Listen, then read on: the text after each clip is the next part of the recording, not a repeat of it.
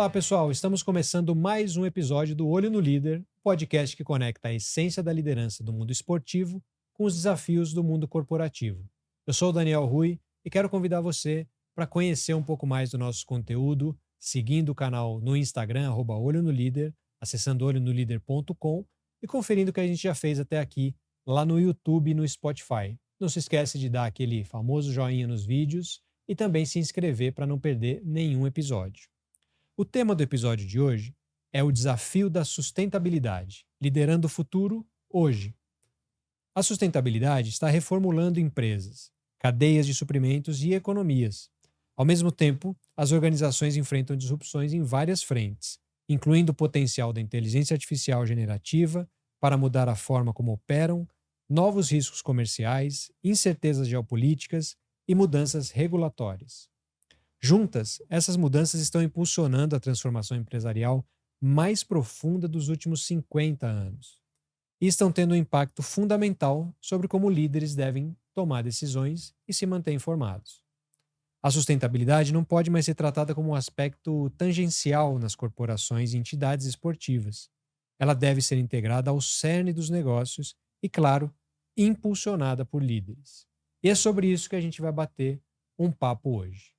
E do lado corporativo da Conexão, eu tenho a honra de trazer um dos melhores líderes que eu já tive a oportunidade de trabalhar, uma verdadeira lenda do mundo corporativo, o Francisco Rasolini, que é diretor executivo de tecnologia, CTO, sustentabilidade, inovação, P&D e projetos da Klabin SA.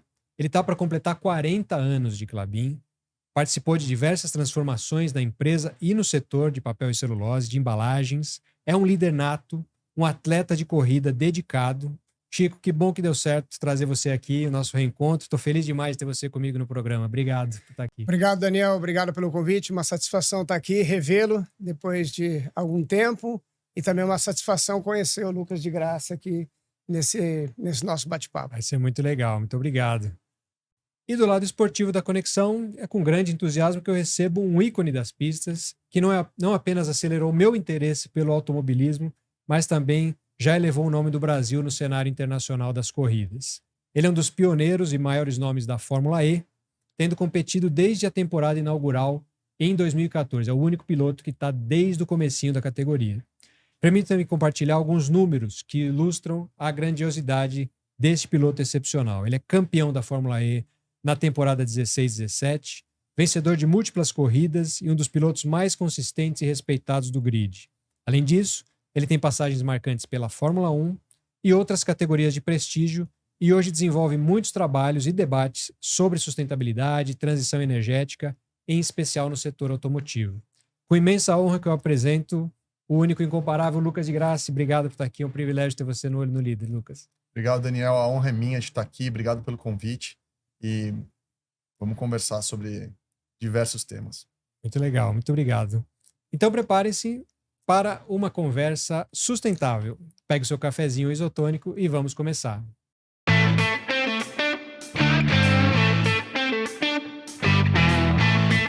Francisco, fazendo a nossa pergunta inaugural do programa, que eu sempre falo sobre a trajetória do convidado e principalmente os líderes que inspiraram essa trajetória, né? Você está para completar 40 anos de Klabin, é praticamente a tua vida profissional inteira, até porque você é jovem. Mas como é que foi um pouco essa sua trajetória dentro da Klabin? Quais líderes te inspiraram, te ajudaram nessa formação dentro da sua carreira? Daniel, acho que é uma pergunta muito importante. Os líderes nos inspiram, nos instigam a nos desenvolvermos e a crescermos nas nossas carreiras, né? Mas acho importante a gente também mencionar as origens disso tudo, de onde vem. Eu sou do noroeste do Paraná. Nasci em Campo Mourão. Sou um típico pé vermelho, né? Porque lá a gente tinha duas situações. Você tinha muito pó, muito barro. Eu fui conhecer a cor branca quando tive a oportunidade de mudar para o sul, para Curitiba. Então, por que eu digo isso? Porque fui criado numa infância muito livre, crianças com muita energia. E aí as grandes referências dessa época são meu pai e minha mãe, que eu estou falando disso década de 60, início da década de 70, em que eles, pouco antes disso, tiveram suas carreiras. Meu pai é formado em Direito, foi promotor de Justiça e foi para o interior do Paraná no início dos anos 50, né? Um desafio enorme de Mas seu pai desbravar. Não é Oi? Teu pai não é paranaense? Meu pai é paranaense, Paranaense. nascido em Curitiba. E minha mãe ficou órfã de pai aos 7 anos de idade, criado a duras penas pela minha avó, e teve a oportunidade de se formar no magistério e também foi trabalhar no interior. Então, porque essa citação, os exemplos vêm muito de casa, né? Aquilo que você tem, que você herda das pessoas com que você tem mais proximidade. E eles nos desafiaram sempre a estudar, a conhecer coisas, a ter uma vida até esportiva grande. E no interior não havia muitas opções. Na época, a gente tinha uma escola de judô, uma academia de judô, que ensinou muito a mim. E desde pequeno, desde 6 até 12 anos de idade, eu pratiquei. E eu aprendi muita coisa com um professor, um mestre chamado Matsumi, que muito nos ensinou sobre os aspectos gerais de comportamento, da adequação ao esporte, né? Disciplina, né? Disciplina. E isso marcou muito a minha vida. Então, quando eu mudo para Curitiba, meu pai passa a fazer a carreira final dele lá em Curitiba, eu entro no Colégio Estadual do Paraná, que foi uma outra escola, né? Era um colégio excepcional, com uma enorme atividade esportiva no currículo. E eu consegui fazer parte da equipe de atletismo do Colégio Estadual do Paraná por vários anos, os 4 anos que estive lá, mas depois continuei treinando ainda no meu período de universidade, e foi uma escola excepcional também. Aprendi muita coisa aí em termos de resiliência, de determinação, de cumprir os planejamentos, de ser organizado com as coisas. E essa escola formou inúmeros líderes, além de campeões nas pistas, campeões na vida. Então, esse foi um Você outro praticava o quê passo. na Eu escola? ia perguntar. Eu era corredor de provas de velocidade. Você já corria Velocidade? nessa? Isso, 100, 200, 400 metros. Fiz provas de barreira, por incrível que pareça, que o meu tamanho é pequeno, mas no sub-16, no sub-19, as barreiras eram mais baixas. A gente conseguia competir. Tenho medalha de campeonato brasileiro, né? Então foi uma escola muito grande na minha vida. Legal. Quando eu entrei na carreira profissional, escolhi fazer engenharia química, pela minha intenção de conhecer coisas de onde os desafios ali eram muito grandes. Fiz a Universidade Federal do Paraná, tive a oportunidade de ficar um período em estágio numa cerâmica chamada Lorenzetti, do Grupo Lorenzetti, numa cidade vizinha chamada Campo Largo, e ali tive uma inspiração enorme de um engenheiro químico também chamado Egon Torresberg, e que me ensinou muito, né? Foi uma escola muito grande. Aí acabo me graduando no final de 84, o ano que o Lucas nasceu. E aí resolvi também encarar o interior e conhecer os âmbitos da fabricação de celulose e papel, que eram ainda pouco conhecidos para muita gente. E aí me juntei à Klabin no início de 85 e continuo lá até hoje. Então passei por muitas jornadas dentro da empresa, apesar de aí ter 4 décadas, em abril do ano que vem eu completo. Nunca trabalhei, digamos, na mesma empresa fazendo a mesma coisa, sempre consegui assumir os desafios, assumir as possibilidades. Consegui trabalhar nos primeiros 10 anos praticamente lá na fábrica no interior do Paraná, aprendi ali no dia a dia, trabalhei em turno, trabalhei finais de semana inúmeros, né, em plantões. A fábrica tem seus percalços, seus problemas, a gente estava sempre aprendendo. Consegui passar um ano na Espanha fazendo um Master em Engenharia Papeleira, entre 90 e 91, que me ensinou muito. Pude fazer uma revisão completa. Foi em Barcelona que você estudou? Foi na Universidade Politécnica de Catalunha, no campus de Terrassa, ao lado de Barcelona, mas morava ali na grande Barcelona.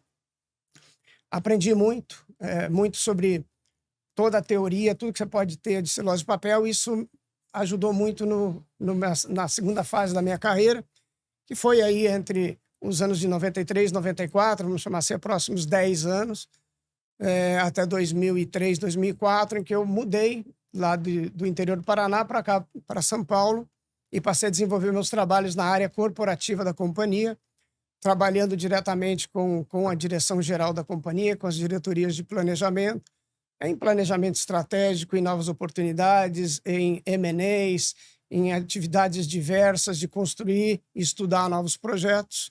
E isso também me deu uma bagagem muito grande, inclusive com muita exposição internacional e muito aprendizado sobre os elementos da vida corporativa dentro de um escritório central. passa por uma enorme transformação todo esse período. A gente vem da década de 80 com muitos planos econômicos, muitos voos de galinha da nossa economia, em que a gente conseguia tirar todos os projetos da prateleira, mas dali 6, 8 meses a gente parava porque o plano não tinha dado certo, a inflação tinha voltado, o mercado tinha reduzido e assim foi, né? Então aí também foi um grande aprendizado desse período todo, foi como que a gente consegue manter e sustentar uma companhia com custos competitivos e qualidade internacional para que a gente não dependa do mercado brasileiro e a gente pudesse também manter os empregos das pessoas e poder ter uma estrutura que nos garantisse também investimentos e crescimento. Isso acaba acontecendo mais para o final da década de 90, início de 2000, a empresa passa por uma transformação muito grande, por uma realidade econômica difícil, e a empresa decide se concentrar em produtos de embalagem, de papéis para embalagem e embalagem de papel. E nessa época eu passei a fazer um grupo de transição em que a gente fez os estudos de todas as nossas unidades e determinou os planos diretores de como é que nós poderíamos crescer focado nesse mercado. E isso deu muito certo, a empresa teve muito sucesso das implementações e eu fui o responsável pelo grupo de engenharia e projeto durante todo esse período.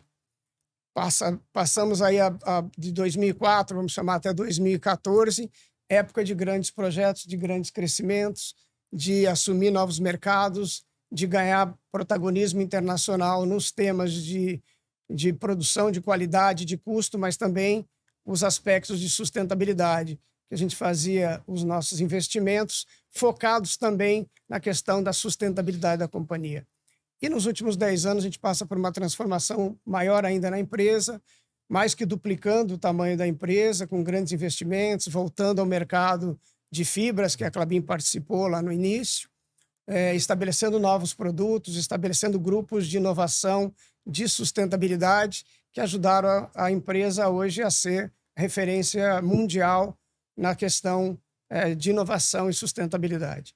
Então, fico muito feliz pela trajetória, por tudo que eu fiz e todos os CEOs por quem eu passei, os diretores com quem eu trabalhei, inúmeros colegas e, às vezes, os exemplos que vêm das próprias pessoas que estão na operação, no dia a dia da fábrica, que você pega pequenos conhecimentos ou pequenos exemplos e que isso te marcam a vida toda.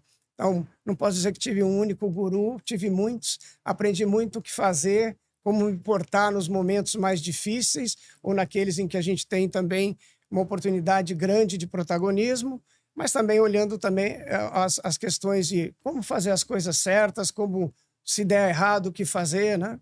Como não penalizar as pessoas, como tirar lições aprendidas de tudo aquilo que nós fazemos. Então, acho que a trajetória, a jornada foi muito boa. Te vem na cabeça algum líder, alguma história que marcou a tua vida, a tua carreira, com algum líder especificamente? São vários, exemplos foram muitos, acho que tem uma história apenas... Mas é a pergunta polêmica do programa, é aqui que a gente fala, o cara desliga depois, você não falou meu nome, poxa vida. Não, mas eu falo uma história que você guarda até hoje como uma lição e que foi alguém que marcou, mas às vezes não tem, mas... Nós tivemos vários líderes, né? Tive vários líderes, trabalhei diretamente com todos os CEOs da companhia até hoje. Então, a gente teve um projeto muito interessante no Paraná, o desenvolvimento e implantação de uma nova máquina que faz o papel cartão, inclusive o cartão para copos. E nesse projeto a gente resolveu fazer uma inovação com um tipo de caldeira que a gente precisava gerar vapor e energia, que tinha uma altíssima eficiência, mas era uma caldeira mais complexa de operar. E a gente foi buscar essa tecnologia fora e durante a implantação nós tivemos muito sucesso no projeto todo, mas a empresa, que era uma empresa espanhola que fazia essa caldeira, teve diversos percalços. E essa caldeira acabou atrasando alguns meses e acabou atrasando a partida. Era essencial. E com isso a gente teve muito debate com o nosso conselho, com a nossa diretoria. E lógico, o pessoal falava, vamos pegar a cabeça do diretor de projetos, né? E o meu CEO na época, o Reinaldo Pornbacher, foi muito incisivo e falou assim, isso aqui, quem fizemos fomos todos nós. A decisão foi toda nossa. Não é uma pessoa que vai pagar a conta. Então, a gente conseguiu arrumar, fazer ela funcionar, funciona direitinho, trabalha muito bem. Então, assim, um líder que eu tenho que agradecer muito foi ele, porque ele teve a hombridade, né, e a segurança de dizer, é um erro, nós reconhecemos, perdemos um tempo, mas nós temos muito a que fazer pela frente ainda. O Reinaldo é um gênio. Eu tive esse prazer de conhecer o Reinaldo e é um gênio. E falando em gênio, e você, Lucas, como é que foi essa tua trajetória? Você nasceu no ano que ele entrou na Klabin, poxa vida. Na hora que você falou 40 anos de Klabin, eu achei que você ia falar 40 anos de idade. Parece, né? Eu falei, pô, 40 anos de empresa não é uma coisa fácil, não. Não é mesmo. Conheço pouquíssimas pessoas que conseguem fazer 40 anos de empresa. Então, parabéns. Obrigado. A minha trajetória, meus avós fugiram da Itália, entre a Primeira e a Segunda Guerra, vieram para cá, montaram lá um armazém de cereal lá no centro de São Paulo. Meu pai se formou engenheiro, criou uma empresa que chamava Ingesa, foi um dos cofundadores da Ingesa, que fazia toda a parte de defesa. Uma época foi dona da Embraer, enfim, fazia várias coisas de tecnologia. Uhum. E meus irmãos são engenheiros. E eu nasci em São Paulo, cresci aqui e fiz Santa Cruz, que é aqui do lado. E depois entrei no INSPER fazer economia. E nessa época eu já corria de carro, já corria de kart, né? A gente começa no kart comecei com 7, 8 anos, lá em Itu, no interior de São Paulo. E corri o campeonato em Itu, depois primeira corrida fui o último, daí você treina. Mas daí você que quis ir pro kart ou alguém te Na verdade, levou? meu pai brincava de kart, meu tio brincava de kart, mas assim, final de semana. Daí eu comecei a ir lá com ele, daí comecei a andar. O gosto. E a hora que eu fui melhor que ele, meu pai falou, agora eu paro e vou gastar o dinheiro com você. O automobilismo é caro, né? O automobilismo não é... a família precisa bancar no começo. Aliás, tem família que banca até hoje, né? Você olha o Stroll lá na Fórmula 1, o pai dele banca até hoje. E daí no kart fiz uns campeonatos locais lá em Itu, daí comecei a ganhar, vim fazer o Paulista aqui em Interlagos, daí corri, daí fui correr na Europa de kart, fui campeão pan-americano, sul-americano. Daí minha mãe não queria que eu saísse do Brasil para morar fora, antes de eu entrar na faculdade. O acordo beleza, eu faço a faculdade, depois eu vou para lá. Eu entrei na faculdade e recebi um convite para ser um trainee de piloto de Fórmula 1 na equipe da Renault. Só tinham 6, eles bancavam. A dificuldade para o piloto é a grana. A dificuldade para o piloto é uma temporada de Fórmula 3 hoje em dia custa $1,5 milhão. Quem que paga isso por ano? Mas você fala estrutura ou para participar? Para participar. Para estar na equipe. Você tem o carro lá, o cara fala, você é um bom piloto, mas você precisa pagar $1,5 milhão Sim. por ano para estar lá. Quem paga? E na época a Renault me convidou e eu falei, eu não posso perder essa oportunidade. Eu estava fazendo o INSPER aqui, economia. Falei, não, vou parar, vou trancar, vou para lá tentar a sorte. Em 2004 eu fui para Inglaterra. Quem está assistindo Senna, igualzinho. E no interior da Inglaterra, ficar lá numa casinha, sozinho lá, com todos os amigos aqui no Brasil, recém-entrado em faculdade, festa, carnaval e tal. Sim. E eu lá na Inglaterra, Sozinho. sentado sozinho, Aquele frio. esperando a próxima corrida. Escurece às 3h.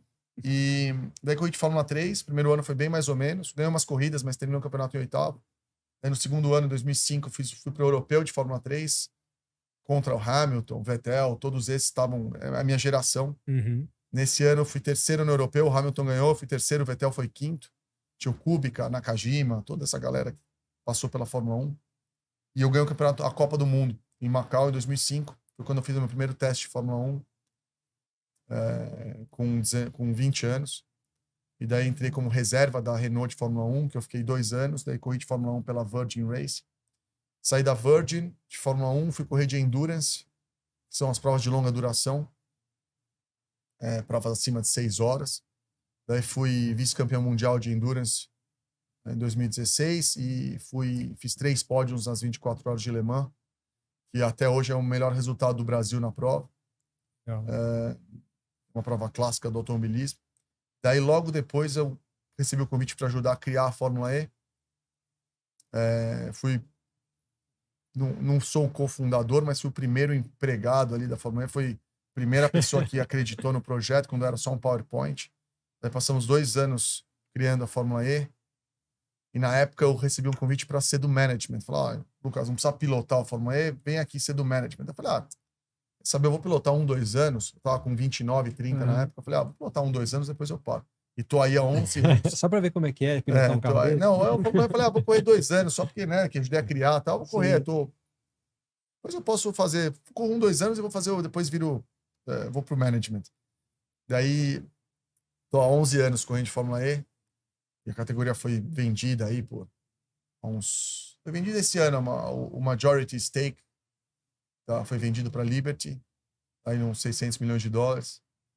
Então, assim, bem legal ver uma trajetória de uma startup de zero, que valia zero, até ser vendida por esse valor.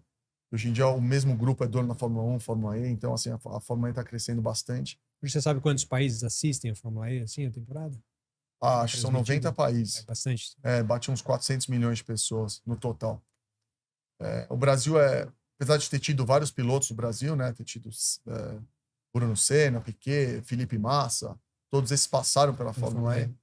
Nars e tal. Os principais pilotos da última geração passaram pela Fórmula E. Hoje em dia eu sou o único representante na Fórmula E ainda. E durante esse processo de criação da Fórmula E e da minha carreira, obviamente essa parte da minha carreira esportiva, né? Eu tive a parte que eu uso digamos assim, meu tempo livre, na qual a gente não está em teste ou correndo ou fazendo simulador e tal. Fiz várias outras coisas. Acabei de me formar num curso em Harvard, um MBA para executivo, embaixador da ONU para a qualidade do ar, trabalhei bastante com sustentabilidade, criei o primeiro e único summit focado na transição energética aqui no Brasil, chamado Zero Summit, que a gente fez o primeiro em 2019. É um convidado bom para o Zero Summit. Com o maior prazer, eu já tava até pensando nisso. E no próximo Zero Summit é agora em março. A gente já realizou em 3 países diferentes, Brasil, Inglaterra e Arábia Saudita. Um baita evento, eu pesquisei. Muito legal. Eu fundei com 2 colegas de Harvard em 2019. E tenho trabalhado com outras coisas também, em paralelo, desde corrida de patinete até... Organizando o Campeonato Mundial de Patinete de Alta Performance, até carros autônomos. Eu fui CEO de uma empresa de carro autônomo durante alguns anos. Um carro que a gente fez para ser melhor que qualquer piloto na pista. Focado em carro autônomo de competição. Então, assim, fiz várias coisas, mas sempre relacionado com tecnologia e mobilidade e dentro do esporte do automobilismo. E, na verdade, quem me inspirou para começar foi meu pai, mas quem fez o trigger de eu resolver levar a sério o automobilismo foi a morte do Senna. Na época eu tinha 9 anos de idade, estava começando o kart, e eu percebi que o automobilismo era uma coisa que, assim, parou o Brasil, né? Então eu falei, eu como criança vendo aquilo me impactou muito e eu resolvi levar o automobilismo a sério. Não só ser mais uma coisa, tipo, andava de skate, corria de kart, jogar futebol. Não, eu vou levar o automobilismo a sério porque eu quero ser piloto profissional. Isso mudou bastante a minha concepção de como levar o automobilismo adiante. Muito legal como o Senna transcendeu essa questão da inspiração para mudar a vida das pessoas, inspirar as pessoas a mudarem a própria vida, seguirem outras carreiras, né? Mas você segue essa vida de MBA, de estudo, porque você pensa mais no futuro, de seguir uma carreira pós-pilotagem? Hoje em dia, eu sou o piloto mais velho da Fórmula E. E o piloto profissional, eu acho, assim, a carreira dele é dos 20 aos 40, numa categoria top. Você pode estender um pouco mais fazendo Stock Car, o Binho tá na Stock Car, aí tem 50 e poucos anos. Você pode estender em carros de turismo e tal, mas eu não quero fazer isso. Eu quero terminar minha carreira em Fórmula, eu sempre fui de Fórmula 1, ou os protótipos de WEC, ou sempre carros de ponta, de alta potência, alta agilidade. E corri até um ano de estoque, foi muito legal em 2018, ganhei 3 provas, mas eu não quero... Eu acho que o futuro não é o estoque. O meu futuro na minha carreira não é ir para uma outra categoria. O meu futuro, eu quero seguir pro lado mais empresarial, ou de consultoria, ou de management, ou dentro do esporte, ou fora do esporte, ou tocar o meu summit, mas daí tenho que deixar de ter como prioridade, né, o automobilismo como esporte profissional, porque requer muito tempo. Você precisa estar fisicamente preparado, você precisa estar mentalmente preparado, você precisa eu moro fora do Brasil, né? Morei 6 anos na Inglaterra e estou há 15 anos em Mônaco. Então, mais da metade da minha vida eu moro fora, porque os centros de excelência de automobilismo são ou na Inglaterra, ou na Alemanha, ou na Itália, é na Europa. Então, você precisa estar lá. Então, assim, diminui muito a capacidade de fazer outras coisas. Consigo fazer algumas outras coisas, mas em algo mais, normalmente mais de consultoria ou estando num advisory board, não com a mão na massa, porque, obviamente, o meu tempo é limitado. E, então, assim, quando eu terminar essa carreira de automobilismo, eu vou, como piloto, a minha ideia é seguir esse lado mais Você ainda corporativo. tem chão de Fórmula E, né? Mais alguns anos, imagino. Assim, com certeza não são 5 anos e vai ser mais do que 1. Então, ali 2, 3, 4 anos, eu acho que é o limite para mim. É muito legal essa tua visão de preparar para o futuro, né? Enfim, de ser um profissional diversificado, porque a pilotagem vai te dar todo um histórico diferenciado para estar num advisory board, para estar em consultoria, mas além disso você vai ser um cara que conhece tanto de negócio que, de novo, para ser um CEO, até ser a sua empresa, você vai estar... Tem uma analogia muito interessante próximo. entre uma equipe e uma empresa. Na verdade, a equipe é uma empresa, né? É um grupo de pessoas e você precisa colocar todo mundo para remar para o mesmo lado. Sim. Se o mecânico deixar de fazer alguma coisa, você não ganha corrida. Se o engenheiro não fizer alguma coisa, você também não ganha corrida.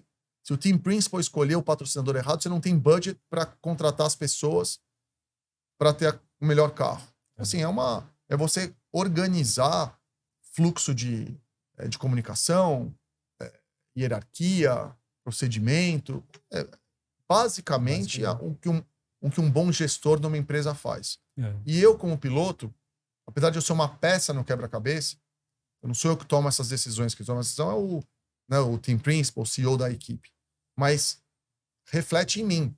Então, eu sou obrigado a entender, principalmente quando eu estou construindo uma equipe do zero, que é o caso atual na Fórmula E, que é uma equipe nova, entender como as coisas estão indo. Igual agora, aconteceu ontem, né? Anteontem, no EPRI de São Paulo. Aconteceu alguns dias atrás aí o EPRI de São Paulo. Teve um problema no inversor que foi culpa de um engenheiro lá que não ativou o código certo dentro do inversor da maneira correta. De novo, não dá para sacrificar o cara. Foi um erro de tomada de decisão, desde o CEO até... Posso até me incluir dentro disso, porque no final eu não terminei a corrida. Então, assim, é interessante estar nesse meio. Eu estou, né, há 33 anos, não 40 ainda, 33 anos dentro do automobilismo.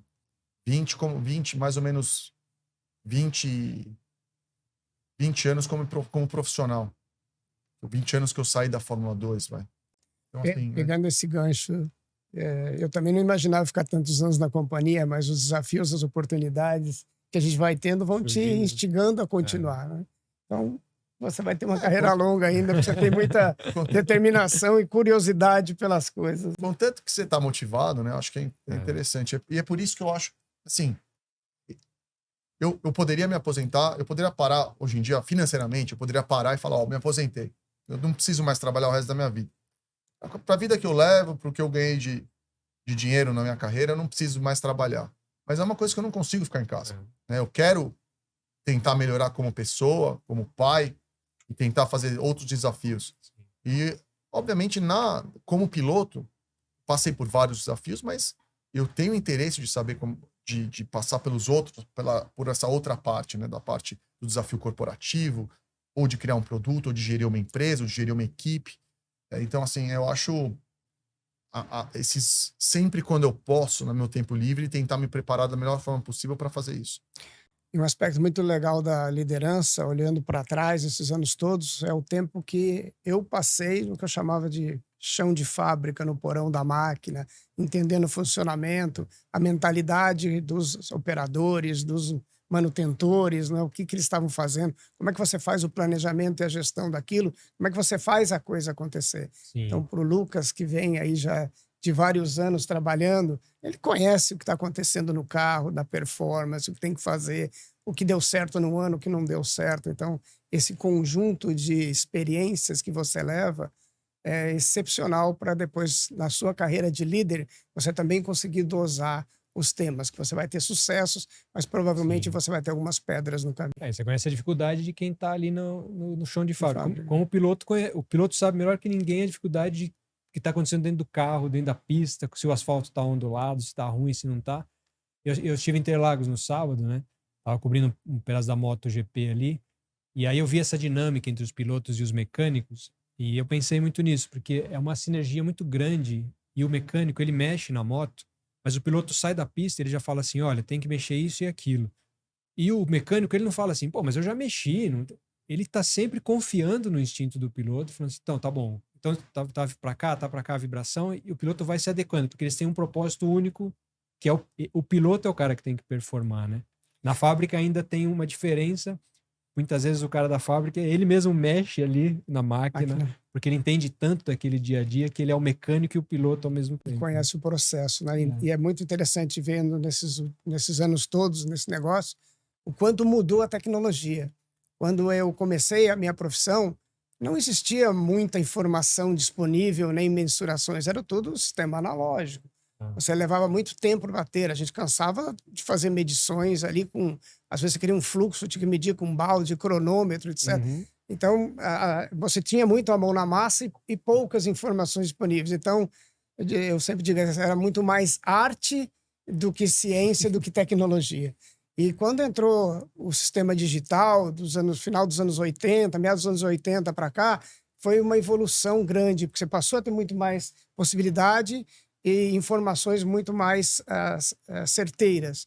E depois, quando entra a era da computação, né, começa a entrar você poder fazer simulações, você poder fazer previsões do processo, você fazer acompanhamentos que te digam o que está sendo informado, mudou completamente. Hoje até os sistemas são muito fechados, muito mais difícil para as pessoas entenderem o que está lá dentro, geram milhões, zilhões de informações, você até tem informação demais hoje, que te leva à dificuldade de como gerir tudo isso, mas é impressionante o que mudou e a tecnologia, o que possibilitou que uma indústria como a nossa, onde eu trabalho, celulose e papel, tenha mudado completamente os seus padrões de qualidade, de emissões, de uso de energia, de uso de matéria-prima, você fazer muito mais com menos madeira, né? E possibilitou ganhos imensos e que esse processo todo permitiu que essa indústria entrasse no campo da sustentabilidade de uma maneira assim muito uniforme, uma transição muito tranquila para isso. Mas é sinal dos tempos. No automobilismo é a mesma coisa. Né? Na época do Senna, na época antes do Senna, do Piquet, Emerson, era muito, da forma como você comentou, era muito essa ligação do que o piloto sentia, de o que o piloto falava e tal, essa sensibilidade. Hoje em dia é bem menos isso, né? Hoje em dia é um data science. Hoje em dia você tem, sei lá, mais ou menos uns 1000 sensores no carro, com dezenas de milhares de canais, e você usa até AI para fazer a segmentação dos dados, para tomar decisão de por que o motor não está tão bom, por que o carro não está tão bom, qual é o balanço do carro. É muito mais... Obviamente existe uma preferência do piloto, mais assim, mais assado. Mas, de uma forma geral, é análise de dado e tomada de decisão baseado nesses dados. Muito mais do que uma posição subjetiva da preferência do piloto. Então mudou bastante. O piloto sem tanto instinto de pilotagem, o cara que sente o carro, como mencionou a série do Senna, né?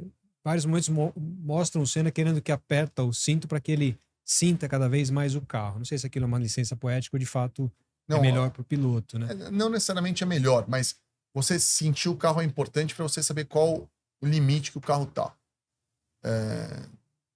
Como curiosidade, né?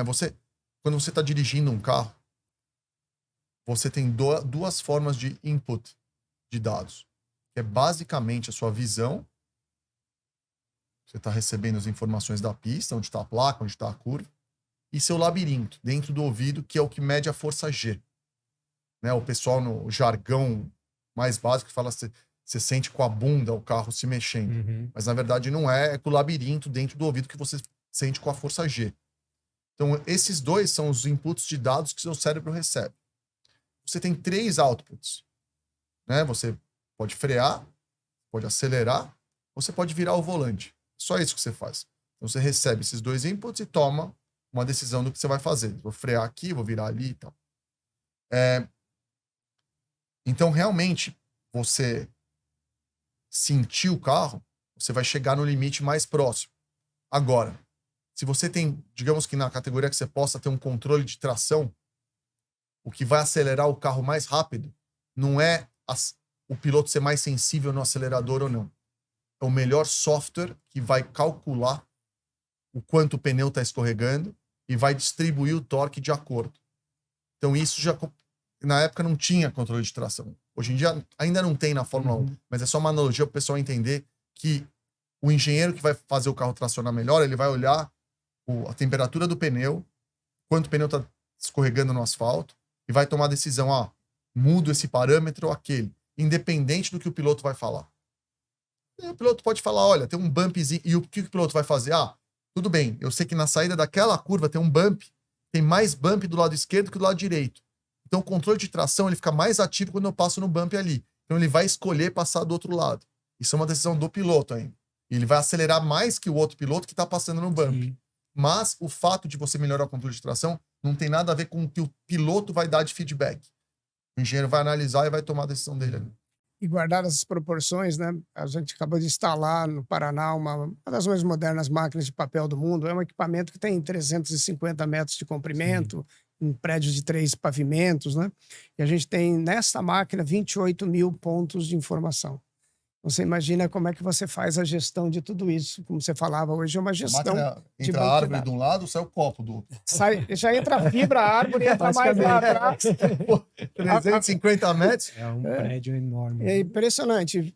Centenas de pontos de controle, o que a gente chama de loops, né? de automação. Então, tudo aquilo tem que estar funcionando também para e passo, estruturado.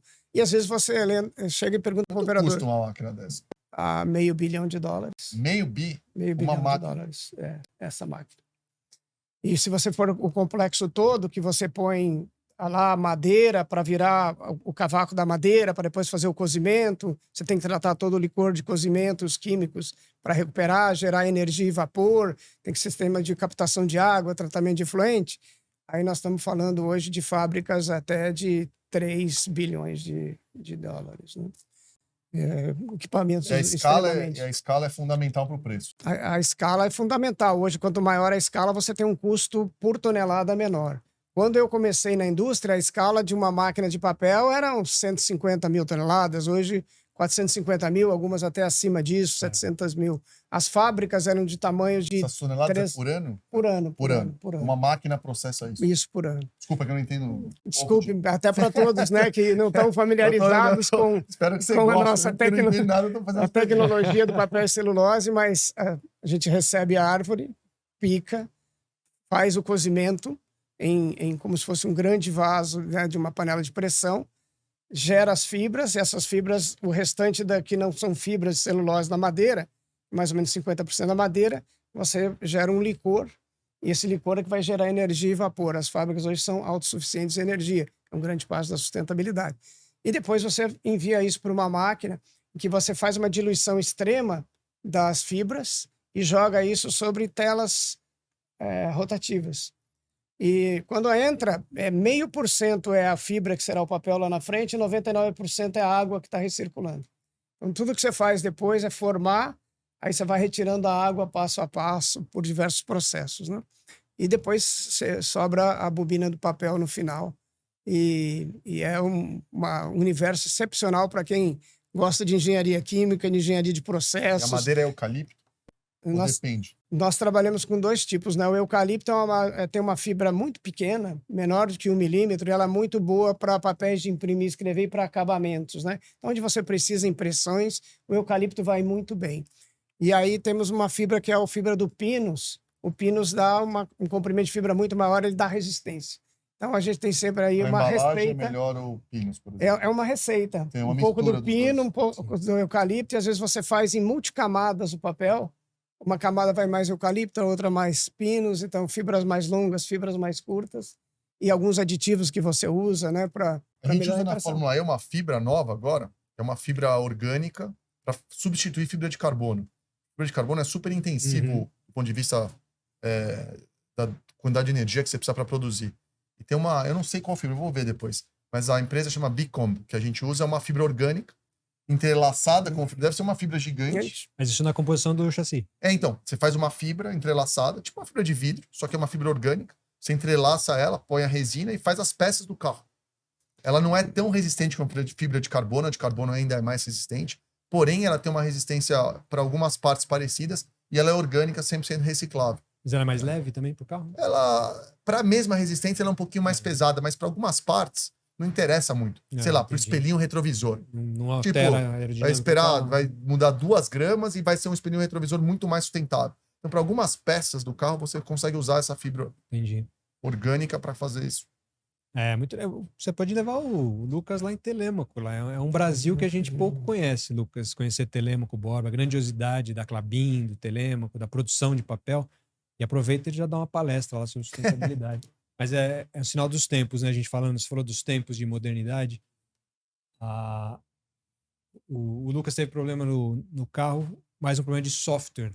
Né? Se a gente imaginar o automobilismo anos atrás, quebrava a suspensão, tinha um problema no trambulador, tinha alguma coisa que... Mas dificilmente você fala, parou, ele teve que sair da corrida porque havia um erro de programação de software, posso dizer assim, né? Que é muito sinal dos tempos, né?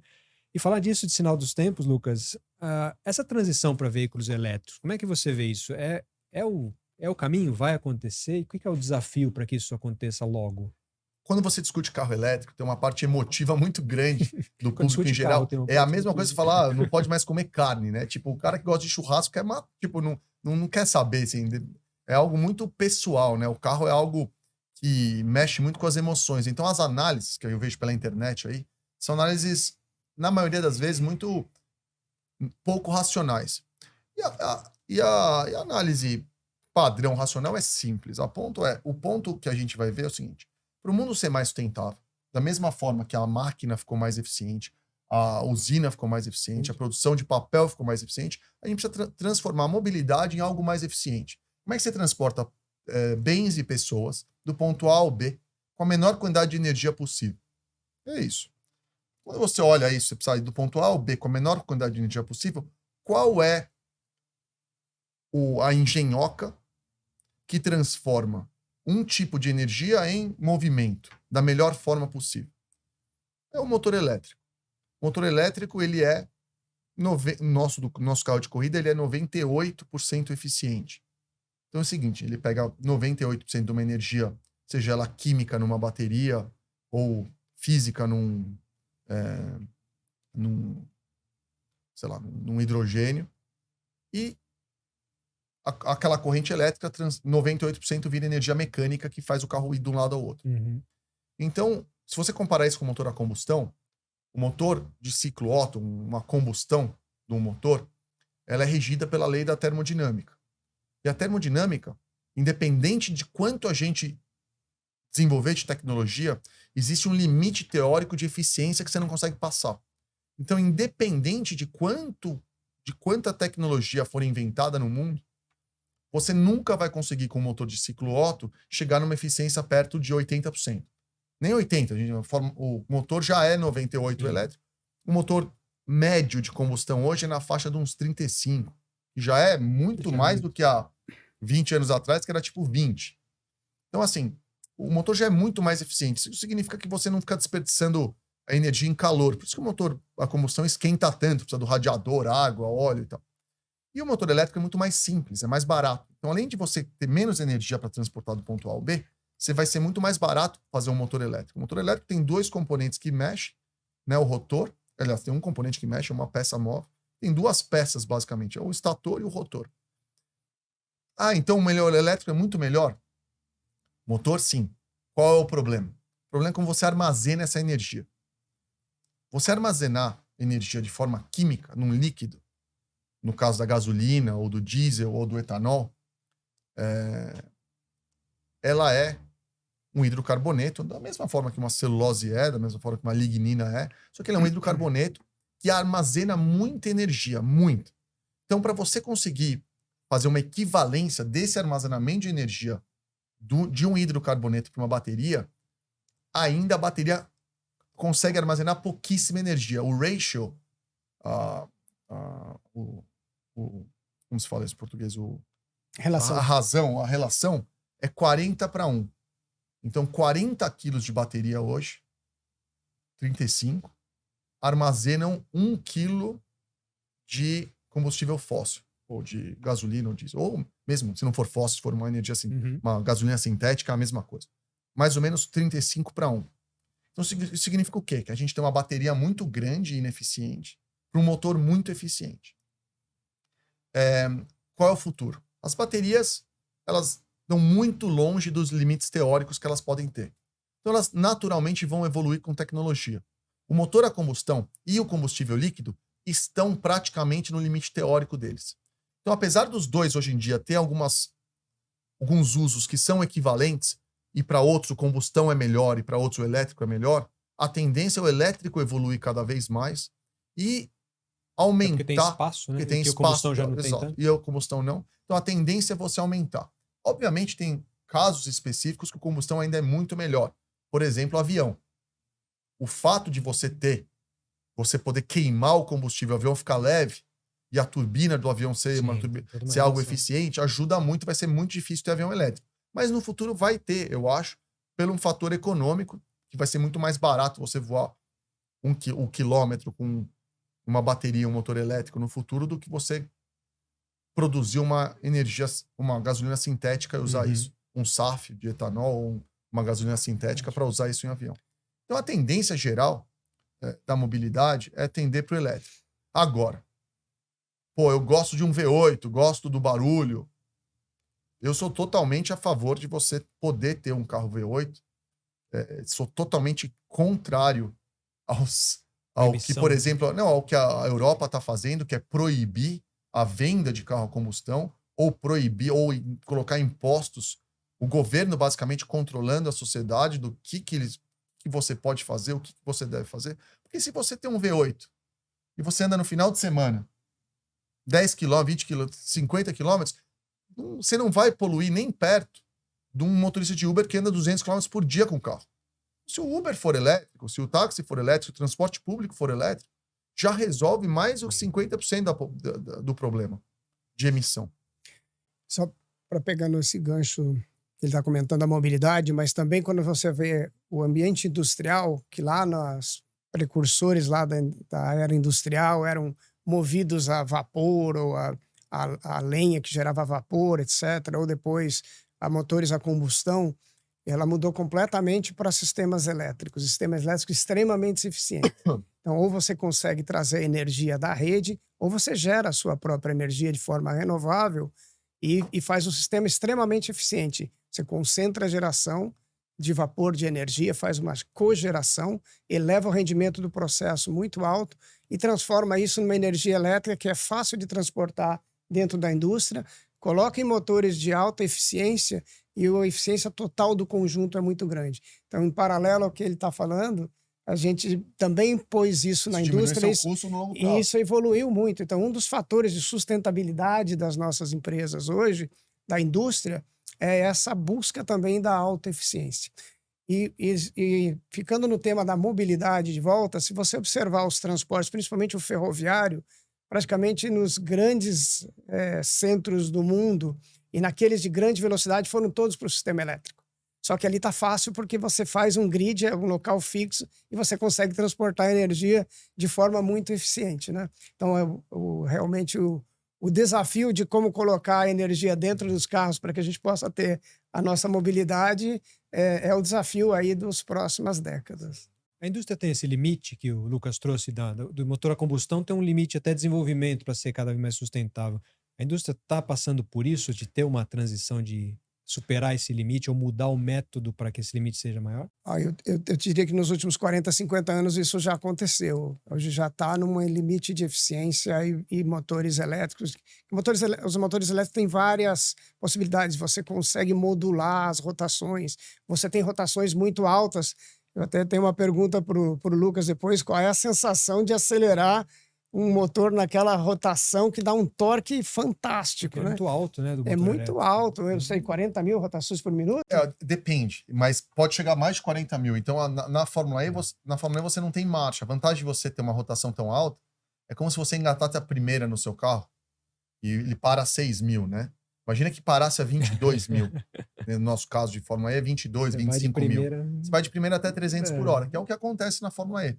Só tem uma marcha. E por exemplo, a Fórmula 1, eu acompanho já também há muitos anos, eles tinham lá os motores V12, né, V10, V8, e que rodavam 8 mil, 12 mil giros. Hoje, a própria Fórmula 1 está chegando perto de, sei lá, 14, 15 mil. Chegou uma época que o V8 batia 17 mil, mas não é eficiente.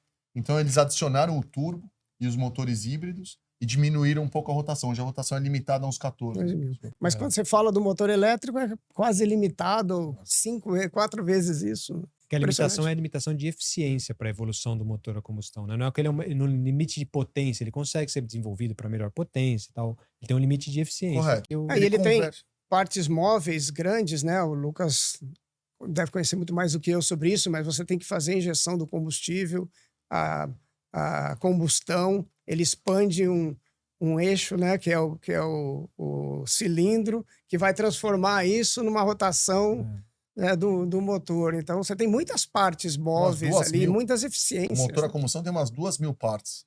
O elétrico tem 2.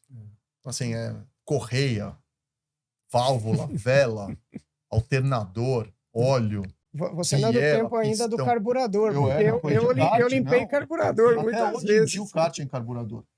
Carburador, a agulha, a pressão do carburador, o óleo, o motor trava, o motor quebra muito porque tem, né? Daí você não tem, a mistura não tá rica, você precisa botar o motor. Prende a borboleta. Prende a borboleta. Assim, o elétrico não tem nada disso. O elétrico não tem nada disso. Obviamente, de novo, o problema é o armazenamento de energia, mas quando esse problema for resolvido, ele é muito mais, inclusive para o automobilismo de uma forma geral, ele é muito mais justo, porque o motor a combustão ele tem uma variação muito maior. Então, quando você está, por exemplo, na Fórmula 2, Fórmula 3, hoje em dia, estão todos os motores iguais, se você dá uma chance de pegar um motor um pouquinho melhor, você tem uma vantagem muito grande.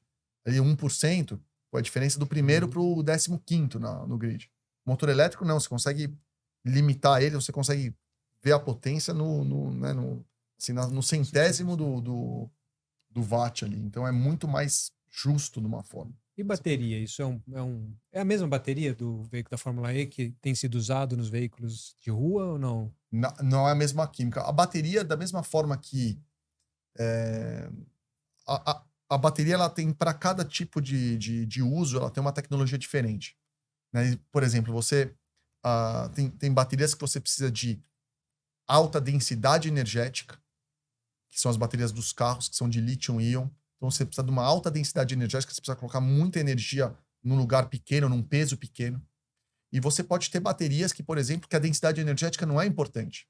E o custo da eletricidade, do armazenamento é melhor. Então, por exemplo, numa fábrica, você pode fazer uma piscina de bateria líquida, de bateria de fluxo, que a piscina, a densidade energética pode ser 10 vezes menor que a de um carro. E você pode cavar o chão o tamanho que você quiser. Então, o custo é muito mais importante que a densidade. Então, para carro é para avião é outro. No caso da Fórmula E, a gente descarrega a bateria com muita potência. Então, a relação do tamanho da bateria para o quanto ela consegue descarregar é uma relação, é um ratio muito alto. Então, a bateria, a bateria de uma Fórmula E, ela é um pouquinho maior. Aliás, ela é um pouquinho menor do que a bateria daquele Dolphin Mini, do menor carro que você pode comprar aí. Você pega um Tesla, tem 100 kWh. A bateria do Fórmula E tem 38. Só que a bateria do Fórmula E, a potência dela é 1.000 cavalos de carga e descarga. A bateria de constante. E a bateria de um carro de rua não pode passar de 100 cavalos de descarga média. Senão ela começa a superaquecer. Então são diferentes químicas e propriedades físicas também, o jeito que a bateria é construída, para conseguir fazer o propósito dela. E o descarte dela é um problema hoje? Não, a bateria, o pessoal fala a bateria de lítio, tá? Que o pessoal confunde um pouco, porque bateria tem o mesmo significado. A bateria de chumbo ácido, que é aquela moura, tal, que você compra no carro, até hoje, que é a bateria de carro. Aquela tem chumbo, que é super ruim para o meio ambiente, e um ácido lá dentro para gerar a reação. Então, quando você joga aquilo ali no meio ambiente, é horrível e é muito difícil. Não faz sentido econômico você reciclar o chumbo. O chumbo é barato. A bateria de lítio-íon não, é o contrário. Ela tem níquel, tem grafite, tem cobalto, tem uma série de materiais que são totalmente reutilizáveis. Contanto que você pegue aquela bateria, derreta ela, separe os materiais, você consegue usar tudo de novo. E ela não é... E a diferença de uma bateria de lítio para uma bateria de chumbo ácido é tipo filme analógico e filme digital. Assim, são coisas bem distintas. E a bateria dos carros atuais, hoje em dia tem mais demanda de empresas querendo bateria de segunda vida para reciclar os materiais e vender do que carro disposto a dar bateria. Só uma curiosidade para eu terminar, acabaram de fazer um teste de 10 anos da frota de Tesla que saiu em 2013. E não tinha carro elétrico há 10 anos atrás. Então eles pegaram a frota de Tesla que foi entregue em 2013 e fizeram um meta-estudo de quanto aquela bateria se degradou durante 10 anos, da capacidade máxima. Com o celular, a bateria vai acabando, depois de 2 anos você já não... A bateria do carro, do Tesla, em 10 anos, caiu de 100% de capacidade para 82,5%. Então, assim, tá praticamente ainda totalmente usável por mais vários anos. Então, assim, eu não vejo isso como um problema. É um impacto até na renovação de frota, né? Pra você pensar que a bateria vai ter sempre uma vida útil, mas é sempre o desenvolvimento vai tentar estendê-la, porque se for do jeito que é o Tesla de 2013, não dá para ter um carro usado como a gente tem hoje, o carro de 30 anos sendo vendido até hoje, sendo comercializado no mercado. Não, de jeito Porque ele vai nenhum. ter uma bateria praticamente Esse inútil. é o grande problema que você vê em mídia social, a pessoa falando, mas o carro elétrico deprecia muito rápido, essa tecnologia, nunca vou comprar um carro elétrico, porque Depreciar. o problema não é esse. Não é que o carro elétrico de 5 anos atrás, você pega um carro elétrico, sei lá, de 5 anos atrás, ele custava 5 anos atrás, digamos, 500 mil reais. Carro top elétrico. Hoje em dia tem um carro de 100 mil que entrega a mesma coisa que o carro de 500 mil há 5 anos atrás. Ele evoluiu tanto que um carro de 5 anos atrás, para ter uma autonomia de 300 quilômetros, precisava custar 500 mil. Hoje em dia, para um carro elétrico ter autonomia de 300 quilômetros, ele custa 100. Então, obviamente, você não vai comprar um carro... O carro de 500 mil depreciou muito, porque o produto novo ficou muito mais barato. E essa tendência eu acho que continua por um tempo ainda. A tecnologia está evoluindo muito rápido. O preço do cara que foi o pioneiro, né? O cara que comprou os primeiros carros vai sempre pagar isso, né? E você quer falar alguma coisa, Chico? Não. Você pode seguir. Chico, falando desse tema ainda de sustentabilidade, reuso de material, eu sempre vejo que nas empresas a gente tem essa tendência de ter um líder de sustentabilidade, como você, Ana Clabinho, diretor de sustentabilidade, mas a sustentabilidade é um tema de todos os líderes executivos dentro de uma companhia, né? Então, eu até, na minha pesquisa, eu achei um relatório ali do World Economic Forum, o relatório chama World Economic Forum Global Risk, é um reporte de 2023, e que está dizendo o seguinte, que falhar na adaptação às mudanças climáticas é o segundo maior risco para as companhias nos próximos 10 anos. E o primeiro deles é falhar em mitigar as mudanças climáticas. Mas eu te pergunto assim, como que um líder de sustentabilidade garante que a companhia tenha o mesmo conhecimento sobre o que está acontecendo em mudanças climáticas, em desenvolvimento de tecnologia, do que o líder de sustentabilidade, para que todo mundo reme para o mesmo lado nesse sentido, né? Daniel, é importante a gente entender que o tema sustentabilidade, o conceito de sustentabilidade, ele ultrapassa as questões meramente de falar de meio ambiente ou de clima. É um conceito muito mais amplo na sua essência. Desde que ele nasceu, né, lá na década de 70, com o relatório Brundtland, né, construindo um caminho sustentável, os conceitos do triple bottom line que vieram no início dos anos 90, lá com o John Elkington, falando do social, do ambiental e do econômico, né? Então, isso é uma agenda que permeia a empresa como um todo. Ela não é apenas de que uma pessoa tem que estar preocupada, ela tem que estar inserida no planejamento estratégico da empresa, na visão do negócio, né? Em como você trabalha com as comunidades onde você está operando ou está inserido, que programas você tem de fomentar o crescimento das pessoas, o treinamento, que tenha, né, no final, uma longa relação com a companhia, estejam lá e aprendam nesse tema. Então, o tema de investimento nas pessoas é muito importante sempre. E você tem questões aí mais pontuais relativas hoje a necessidades para a gente ter resiliência, adaptação aos eventos climáticos extremos que a gente tem visto, né?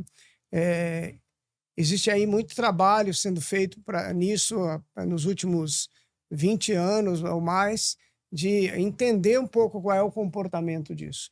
Então, por exemplo, uma empresa como a Klabin, que trabalha com uma perspectiva de longo prazo. Nós estamos utilizando hoje a madeira de eucalipto que plantamos há 7 anos atrás, ou a de pinos que plantamos entre 14 e 16 anos atrás. Você tem que ter uma visão de muito longo prazo, de acreditar no negócio, no planejamento e manter toda uma estrutura funcionando para que isso continue sendo viável ao longo do tempo e que, à medida que você reutilize, você faça o replantio e garanta um novo ciclo pela frente, né? Garantindo toda a renovação do processo.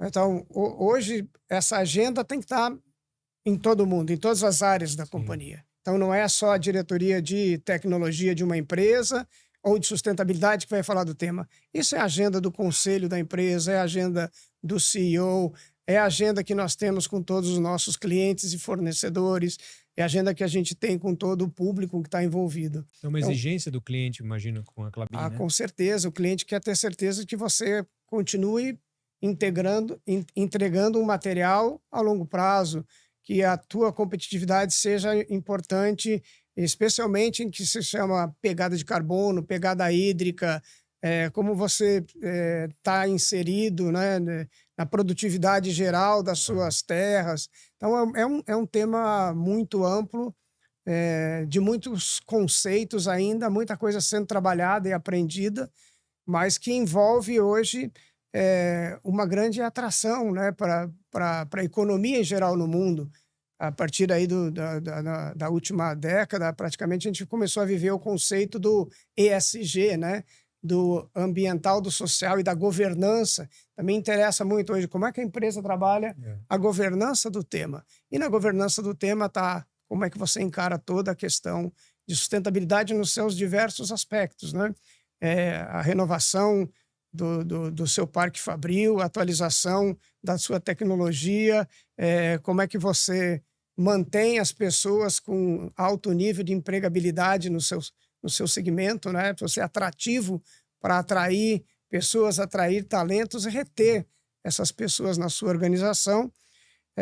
Mas também trabalha conceitos como circularidade hoje, que são muito interessantes.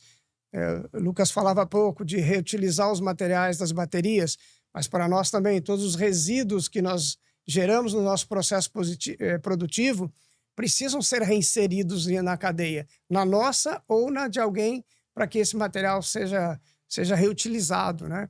E na nossa empresa, a gente trabalha muito esse conceito de ser um material renovável. Você consegue replantar, ou seja, você fixa o carbono no crescimento da árvore, enterra carbono até com as raízes. A partir do momento que você processa e vai emitir carbono, esse carbono até leva o nome de carbono biogênico, porque ele pode ser de novo captado num novo ciclo. É neutro. Ele é praticamente neutro. Até queimado. Ele é até melhor do que neutro. Um copo de papel, ele é neutro. Ele é neutro. Ele é neutro ou ele é até positivo em fixar carbono, porque você deixou lá as raízes no solo, tem muita coisa de papel que você guarda, livros, madeira em si, como a mesa que nós temos aqui, isso aqui é carbono fixado, né? A única coisa que fixa carbono em toda a cadeia orgânica que existe de vida é madeira. Madeira, é árvore. Pode ser açúcar, sim. Mas enfim... É a maneira mais rápida até da gente conseguir fazer a tração, o sequestro de carbono, diminuir a quantidade de carbono na atmosfera. Você trabalha conceitos de, como eu dizia, de circularidade. E agora estamos olhando muito um conceito de biodiversidade. Como é que você, nas suas operações no dia a dia, afeta toda a fauna, a flora que está ao seu redor, aos micro-organismos que estão ao redor, estão no solo, aos insetos, né? Como é que essa cadeia toda te ajuda a ter, por exemplo, no nosso caso, florestas mais saudáveis, não sujeitas a ataques de pragas e doenças? Como é que você também mantém a questão toda do equilíbrio ambiental, gerando áreas em que você tenha florestas protegidas, nativas, e que você tenha uma alta dose de biodiversidade de fauna e flora, protege mananciais, protege as nascentes, que vão alimentar os rios e vão alimentar com água as comunidades que estão ao seu redor, e aquilo que você vai usar no seu processo produtivo, você vai fazer o melhor uso possível, ou reuso, né? O processo de produção de papel ele é muito intensivo no uso de água, mas hoje mais de 95% é a água que você reutiliza no próprio processo. Então, todos os pontos em que você tem injeção de água, a maioria deles já é com um sistema de recuperação e reciclagem. Você gera crédito de carbono dentro do seu processo industrial? Em alguns processos, sim, quando você está fazendo a expansão de uma nova área, uma recuperação de uma área degradada, em processos em que você elimina a queima de combustíveis fósseis, como nós falávamos aí da combustão, e entra com combustíveis renováveis, por exemplo. E na empresa, hoje, a gente usa mais de 6 tipos de combustíveis renováveis, de diversas fontes, né? Então, você tem na madeira... Metano, etanol... A madeira a gente usa nos 3 estados. A gente usa madeira sólida, a gente usa madeira líquida, que é o que resultou da madeira no processo de cozimento, e tem um processo de gaseificação de madeira que também gera um gás, né, que é um gás de síntese, que permite ser um combustível altamente eficaz dentro do nosso processo. Então, hoje, a tecnologia está nos ajudando muito. A inovação e a tecnologia andam muito relacionadas à sustentabilidade, né? Os exemplos que a gente viu do carro são os mesmos que a gente vê hoje nas indústrias. Então, os desafios ainda são grandes, mas a gente vê que os avanços foram descomunais. E se você pega as fábricas modernas hoje de celulose de papel, e o Brasil hoje é um dos líderes mundiais, é uma das raras áreas de negócio que o Brasil tem preponderância internacional e é líder de tecnologia.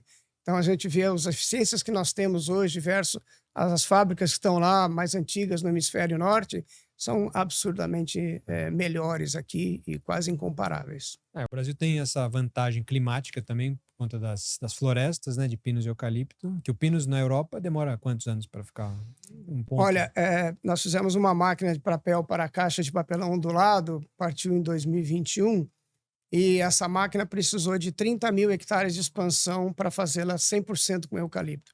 Se nós fizéssemos com pinos, eu precisaria o dobro da área, 60 mil. Se essa máquina fosse feita nos Estados Unidos, 90 mil hectares. Se ela fosse feita no hemisfério norte, lá bem norte, Canadá, Suécia, Finlândia, que são tradicionais, aí precisaria quase 10 vezes o que a gente tem aqui. De tamanho. De 10 vezes a produtividade maior que nós temos hoje para crescer florestas no Brasil do que nesses países mais ao norte. Né? A mesma espécie? Para a mesma espécie ou para as espécies que eles têm lá que são adaptadas ao clima deles. Mas isso é uma função do solo, incidência solar e água? É um conjunto. É um conjunto hoje. Para você ter uma produtividade florestal, você precisa ter sol, chuva, né? E um solo adequado e também um material adequado para aquele clima.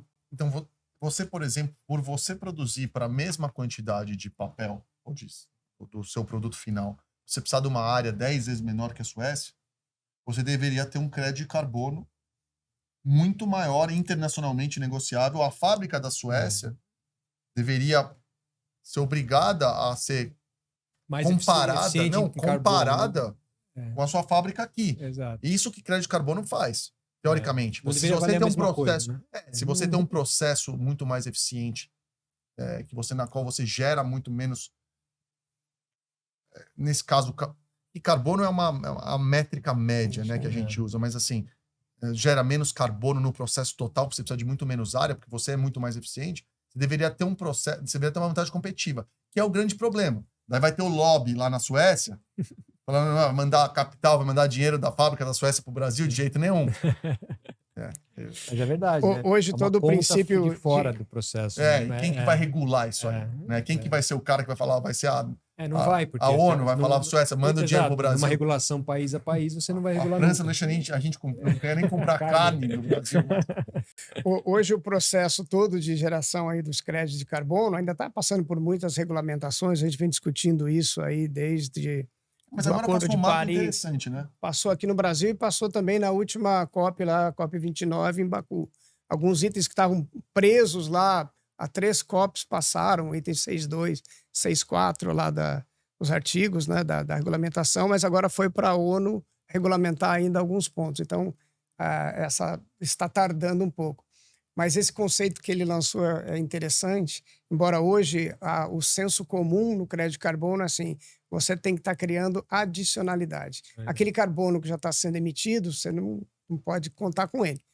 Você tem que fazer alguma coisa que você emita menos ou remova o carbono dos combustíveis fósseis. Então, mas é um conceito que para o Brasil é muito mais aplicável do que para outros países do mundo. Eu gosto muito do conceito de crédito de carbono interindústria, porque você estimula o ganho de eficiência daquela indústria. Então, por exemplo, no caso do automotivo, se você tem uma média, digamos, uma média de emissão de um veículo, ou sua média de emissão total do Lifetime Cycle Assessment daquele veículo, ele mandou 100 gramas de carbono por quilômetro rodado na vida inteira dele.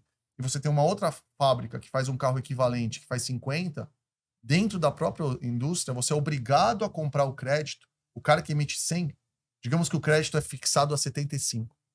O cara é obrigado a comprar esses 25 de delta da outra empresa. Sim. A Tesla vende 500 milhões de dólares de crédito de carbono por ano. E a Ferrari, acho que a Bugatti tem que comprar 30 mil euros de crédito por carro. Porque é um W16 que emite, sei lá, mais igual uma turbina de um 747. Mas esse interindustrial internacional, que é o ganho, que tem esse ganho de eficiência, eu acho que é muito válido. E daí a gente está comparando banana com banana, não está comparando coisas separadas. Senão é muito fácil falar, não, você tem uma vantagem climática, a gente não vai botar você no pacote. Faz parte da vantagem competitiva que você tem. A lógica do mercado voluntário é justamente essa, né? Você tem que no voluntário, é o consumidor na ponta que vai falar, beleza, ele tá, eu vou comprar dele porque ele tá sendo legal. Exige uma consciência muito... Tinha que ser não regulado. Exato, né? Esse que é o problema. Que é um desafio enorme fazer internacional. Mas a consciência vem mesmo do consumidor final. É o consumidor final que dá o tom para isso tudo, né? É a educação da sociedade, é quanto ele abraça e compreende esse tema das mudanças climáticas, dos eventos climáticos extremos, daquilo que está impactando a eles, né? E que está impactando em geral hoje. É parte da inflação no mundo, são esses eventos climáticos extremos que a gente está vivendo. Exato. Então, quando vem a pressão do consumidor e ele entende o que é uma análise de ciclo de vida, o que é um crédito de carbono, por que um produto é melhor do que o outro, é mais competitivo, isso faz com que a engrenagem se mova e vá na direção certa para a gente ter mais sustentabilidade. Educar o público de uma forma geral nesse aspecto é uma tarefa que eu acho muito difícil. Eu acho que é válida, precisa fazer.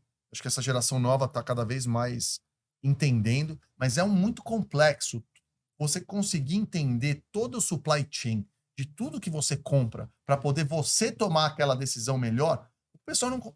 Já é muito difícil, nem você tem o tempo total de entender o que está acontecendo, nem quem está no meio. Ou que você tenha mecanismos e selos confiáveis que te digam esse produto é melhor que isso. A gente tem hoje nos nossos eletrodomésticos aqui no Brasil, isso aqui é classe A, B, C, D e E.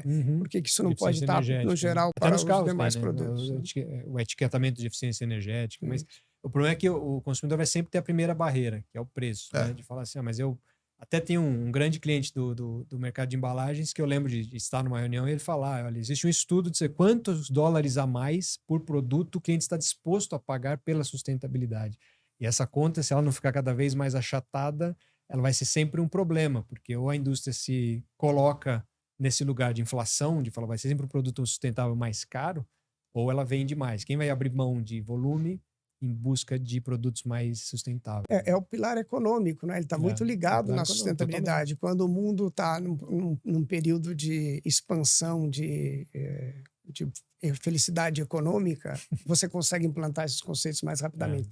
Quando entra nas dificuldades econômicas, aí entra os protecionismos locais, né? Como é que você sobrevive primeiro para depois pensar na sustentabilidade de médio e longo prazo do planeta. Ainda mais um país em desenvolvimento como o Brasil, né? Exato. Como é que você pode falar para um brasileiro, ó, você vai ter que pagar mais caro por determinado produto, sendo que esse produto foi vendido há 50 anos pelos Estados Unidos, sem nenhum tipo de adição no valor. Difícil. E mesmo A a África, a Índia. A indústria alimentícia, aí, considerando a África e a Índia, a indústria alimentícia às vezes é criticada pelos ultraprocessados e tal, mas a defesa deles sempre é: não se alimenta o mundo, principalmente na baixa renda, sem que a indústria seja eficiente no processamento de alimentos. Isso vai ser sempre o que é mais saudável ou mais sustentável em termos de preço, de chegar à população esse acesso, né? E o carbono e a indústria em si vai ser sempre a mesma coisa. Produto final. Qual é a percentual de cliente que vai olhar e falar assim: eu vou comprar esse carro porque ele tem uma eficiência de ponta a ponta, de que não prejudica o meio ambiente, ou não, ou eu prefiro comprar um carro mais barato e essa é a minha realidade hoje, né? Entre países, daí quando você coloca essa complexidade entre países, na qual se a sua externalidade negativa é CO2, é algo que o mundo inteiro paga. Exato. Por que você vai fazer Você não cria o seu problema local. agora né? para os políticos fazerem o seu povo pagar É. por algo que é responsabilidade do mundo inteiro, e vai a China lá e faz uma usina de carvão por Exato. semana, que é o rate atual deles. Então é muito difícil organizar isso aí. E, assim, eu imagino que tem que partir de um âmbito governamental muito mais. Por isso que eu acho que é muito mais efetivo você conseguir coordenar isso de um top-down do que tentar educar o consumidor, porque o consumidor tem a barreira de preço. Mas, obviamente, o consumidor também pode fazer a parte dele. Mas eu acho injusto jogar toda essa responsabilidade no consumidor, enquanto o governo fala: agora tem subsídio de $5.000 para carro elétrico. Mas $5.000, se você pegar esse subsídio e colocar na Alemanha, né, um exemplo clássico, $5.000 de subsídio para carro elétrico. Só que os caras compram gás da Rússia para produzir eletricidade porque eles fecharam as usinas nucleares. E o heating das casas, o aquecimento no inverno, é feito com óleo. Pegar esses $5.000 e colocar em insulação nas casas é muito mais eficiente do que dar esse subsídio para carro elétrico. Mas tem o lobby do carro, tá lá, né? Todo mundo lá, exato. É uma indústria falando, vai lá. Esse é o problema. Como é que você vai... É super complexo, é super interessante. Eu acho muito interessante. A cadeia vai se indo para os empregos, mas a indústria automobilística gera mais empregos do que a indústria de energia solar. Você começa a comparar coisas que não... Você começa a comparar coisas que não tem. Exato. E gera um círculo vicioso. Mas eu fico... acho que o desafio de um líder de sustentabilidade é muito grande, porque você está lidando com, muitas vezes, o próprio aquecimento global como uma questão de opinião. Você tem algumas diretrizes. Nos Estados Unidos, há pouco tempo, os fundos de pensão foram proibidos de investir com base em critérios ESG. Foram mais assim, era o retorno financeiro. O pensionista não quer saber se tem isso e tem aquilo. Então você começa a transformar esse lado um pouco mais em questão de opinião, a depender do político. Eu imagino que num conselho, numa liderança, para conduzir um negócio para a sustentabilidade, você vai lidar com isso também, né? Com divergências de visões, de opiniões, que a empresa vai ter que debater o tempo todo o tema. Então a Klabin deve ter comitês, deve ter alguma coisa, porque participa da COP, porque tem... Se você não está no debate, você vai ser levado por ele, né? Nós buscamos sempre estar envolvidos em conhecermos como é que estão indo as tendências, as negociações. A gente trabalha muito com mega tendências, né? Como é que vai ser o comportamento daqui 5, 10 anos, mas também está inserido nesse contexto das discussões, de trazer ideias.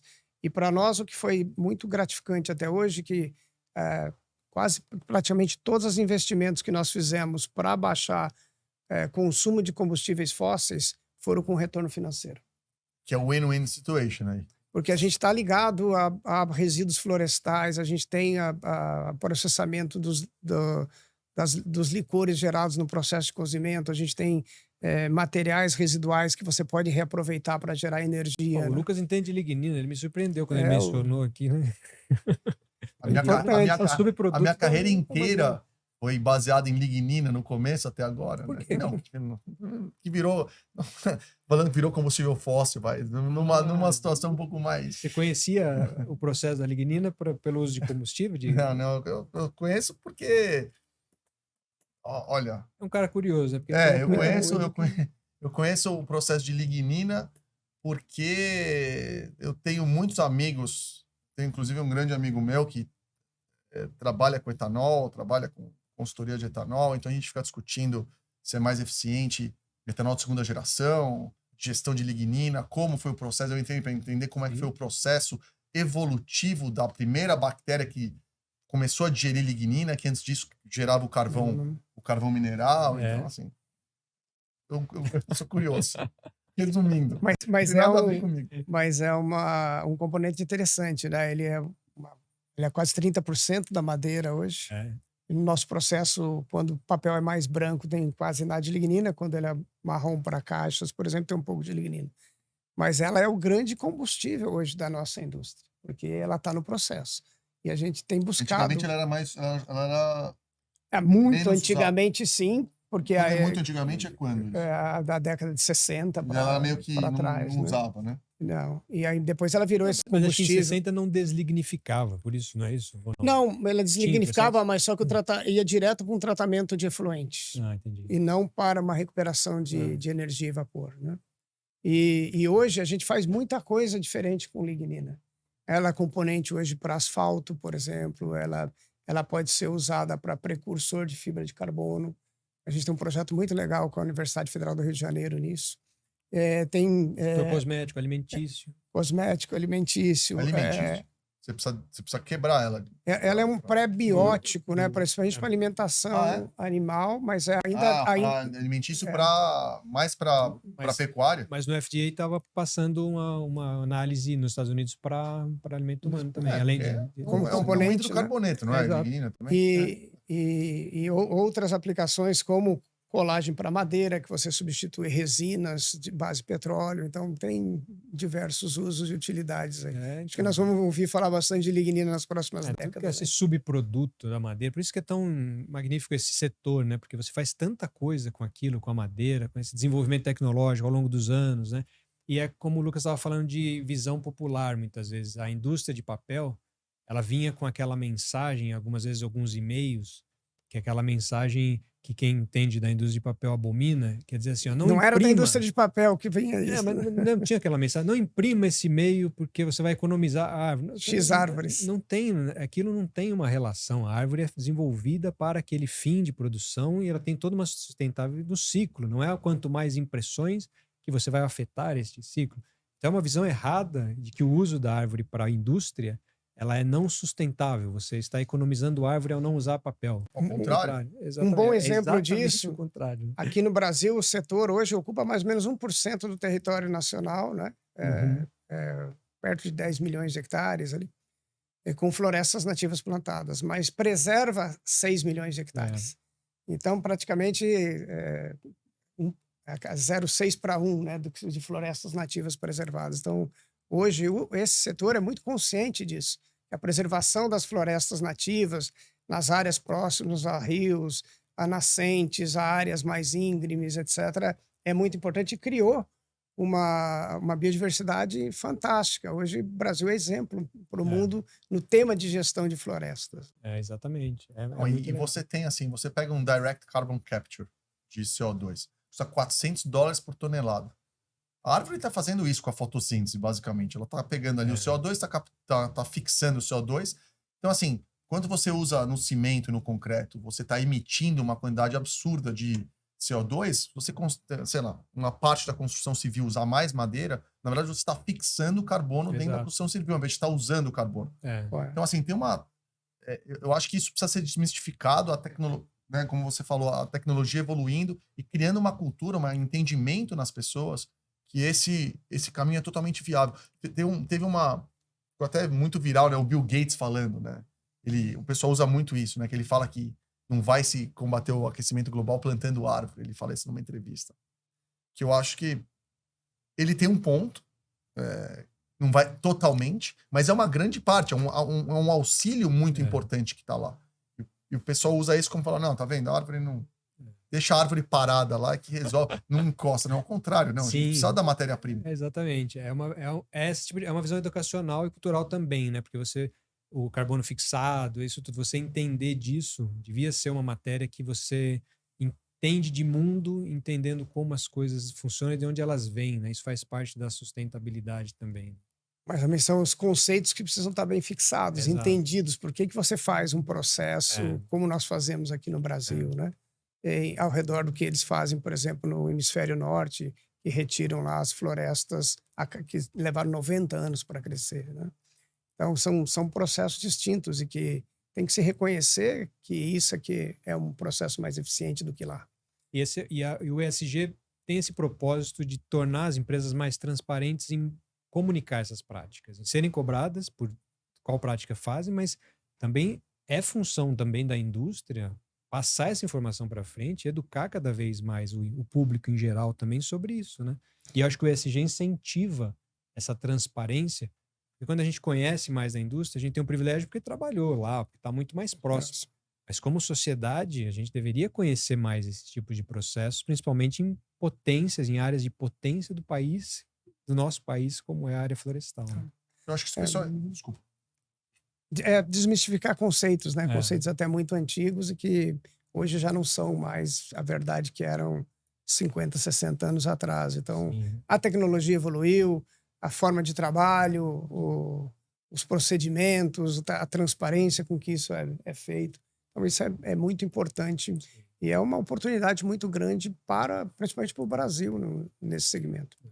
E também, acho que assim, educando melhor a população para entender como é que funciona o processo, entender né, os layers de como as coisas funcionam, diminui um outro problema interessante nesse meio, que é o greenwashing, né? Que é tentar passar essa imagem de ser positivo para o meio ambiente sem fazer realmente o que precisa ser feito, né? Aquele crédito de carbono que é totalmente não tem controle, não é auditado, enfim, várias outras práticas que as empresas acabam tentando passar isso para o consumidor como uma desculpa. Falar, não, eu estou fazendo ali, ó. Tipo, acaba não dando resultado nenhum no longo prazo. E a tua modalidade é um cuidado adicional do sports watching, né? Você ter uma montadora, alguém se envolvendo com a Fórmula E para passar uma questão sustentável e não necessariamente essa equipe ter essa prática, né? Tem vários... cuidado que vocês têm que ter, né? Tem várias nuances dentro disso. Uma delas é exatamente essa, assim, para a montadora, ela está falando, olha, eu estou desenvolvendo uma tecnologia, obviamente a gente está gastando capital, carbono, tal, para desenvolver aquela tecnologia, mas o automobilismo é um dos poucos esportes que existem que as tecnologias que são desenvolvidas lá, além do todo o aspecto de marketing, de você atingir 400 milhões de pessoas na Fórmula E, atingir, sei lá, 4 bilhões de pessoas na Fórmula 1, você ativamente está desenvolvendo tecnologias que vai mudar o planeta no futuro. Né? A gente tem cinto de segurança no carro porque foi desenvolvido em carro de corrida. Freio a disco, carro de corrida. Turbo, carro de corrida nos anos 70, 80. A Fórmula E está fazendo isso com carro elétrico. E você que está na categoria já há alguns anos, você deve ter a evolução que isso veio já nesses poucos anos, né? Que era a bateria, o que você tinha de controles no carro no início. A gente tinha 2 carros no começo. No começo da categoria tinham 2 carros. No pit stop eu tinha que pular de um carro e entrar no outro. Porque a bateria não aguentava a corrida inteira. Então eu tinha que fazer o pit stop, não era o mecânico. A gente parava o carro, tinha que bater o cinto, sair, entrar no outro carro e sair. Eu lembro disso. E agora já a bateria tem o dobro da potência, densidade energética. É uma fonte de desenvolvimento fantástica para a indústria automobilística, né? Esse desafio do dia a dia e provando em condições extremas, até que você põe o carro, submete o carro na corrida. Porque você pega o futebol, excelente, os jogadores, o esporte, ele tem que falar, ó, passar a comunicação de como isso tem que ter mais efeito. Por exemplo, vou fazer uma camiseta de material reciclado, mas renovável, reciclável, enfim. Porém, não existe, você não está desenvolvendo nenhuma tecnologia num jogo de futebol para ir para as ruas que vai mudar alguma coisa na construção civil, no transporte, na produção de energia. Exato. É simplesmente um entretenimento e passar a mensagem da forma correta. Agora, o automobilismo não. Aquela tecnologia lá, os milhões de dólares que estão sendo investidos, aquilo ali vai, de alguma forma, criar. É muito maior que o esporte, né? Vai acabar indo para os 100 milhões de carros que a gente tem produzidos anualmente. Sem dúvida. Esse é um problema que dava para fazer uns 3 horas de programa. Mas enfim, eu tô com gente querendo me matar aqui já pra gente encerrar. Eu queria fazer a pergunta final do programa para vocês, já partindo para o nosso encerramento, voltando um pouco pro tema de liderança, de como que o que é liderança para vocês? Vocês têm uma definição de vocês, que vocês gostam, que vocês levam, mas como vocês definiriam liderança? Começando com você, Francisco.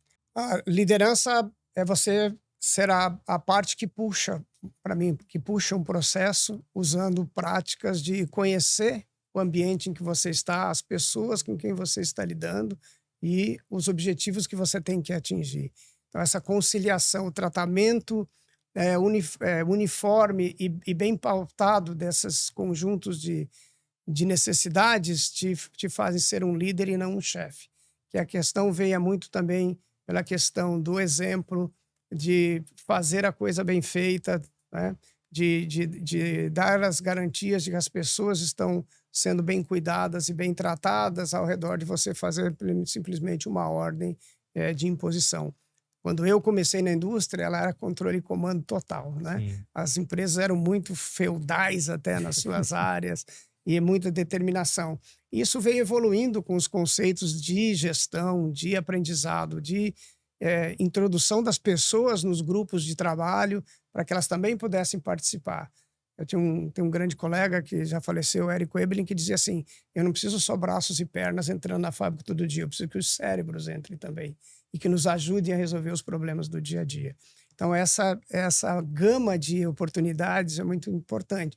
E você, principalmente, se conhecer, saber como é que você se comporta, quais são os teus gatilhos e aonde você está inserido, e como você conhece também a sua equipe e que você sabe como contatar com um, contar com o outro, em que posição eu sei que o Daniel vai me ajudar, em que posição não.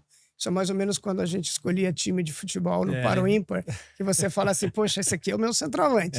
Não, o Daniel vai jogar no gol. O goleiro era super valorizado. O goleiro era super valorizado. Então, você conhecendo o que você tem na mão, você sabe onde você vai ter que buscar os recursos e apoios externos e aonde você consegue resolver. Sim. E tudo isso evoluiu muito nos últimos anos com os conceitos aí de inteligência emocional, inteligência cognitiva, toda a sorte de relação de feedbacks, etc., que também tem sua arte em como você realizar as avaliações das pessoas e que as pessoas também entendam que elas estão fazendo parte de um sistema que precisa motivar um resultado, mas elas também têm que saber se aquilo está fazendo bem para elas e se elas estão dispostas a seguir no jogo ou podem ser felizes fazendo alguma outra coisa. E você, Lucas, você tem alguma definição? Olha, eu acho que assim, é você inspirar as pessoas a elas serem melhores. Acho que esse é o que um líder faz, essencialmente. É mais ou menos um processo de emergence, em inglês, que um líder, ele vai, dentro daquele grupo, conseguir extrair algo maior do que a soma das partes. As pessoas individuais ali têm menos valor do que elas estando num grupo seguindo uma visão, seguindo uma ideia. E se você conseguir inspirar as pessoas a serem melhores pessoas, eu acho que é isso que o líder faz. O líder não é aquele que manda, não é aquele que obriga, é aquele que faz as pessoas criarem esse processo na qual eles vão ser melhores juntos, trabalhando pro mesmo lado. Muito legal, muito bom. Foi um prazer e uma honra enorme ter vocês aqui, Chico, Lucas. Que legal essa conversa. Quero agradecer de coração a contribuição de vocês, a paciência de vocês, o tempo de vocês, principalmente. Foi um verdadeiro privilégio aqui para o programa. Vocês querem fazer alguma mensagem final, alguma despedida, algum agradecimento? Só agradecer a oportunidade. Fico feliz de ver que o Lucas abraça a questão da sustentabilidade e conhece até como a gente funciona com a lignina e as nossas fibras. Então, é um embaixador aí que a gente vai ter para o nosso segmento. Diferenciado. Eu queria agradecer muito o convite. Obrigado. Obrigado, Francisco. Obrigado, Daniel, por essa conversa. Foi excelente. E eu tenho que aprender muito ainda com esse cara aqui. Então, tentar manter o contato. Obrigado mais uma vez. Que legal. Eu que agradeço. Eu queria agradecer especialmente também a Empathy Produções, que é a parceira do programa desde o dia 1 aqui, o seu time nota 1000. Queria fazer um agradecimento especial à minha querida Klabin, a empresa que eu passei 10 anos da minha vida profissional. Sou muito grato por liberar o seu astro aqui, Francisco Azzolini, para estar aqui conosco. Queria fazer um agradecimento ao Rodolfo Siqueira, da assessoria do Lucas, que é quem exatamente está querendo me matar, que eu mencionei agora há pouco, é exatamente o Rodolfo, mas eu quero agradecer a ele pela paciência, todo o atendimento. Obrigado pela parceria, Rodolfo. Não se esquece de se inscrever lá no YouTube, no Spotify, seguir o nosso canal do Instagram, para conferir as novidades. Todo mundo que está participando aqui, tem gente muito legal, vai lá e confere os episódios anteriores. Obrigado pela paciência, pela audiência e até a próxima. Tchau, tchau.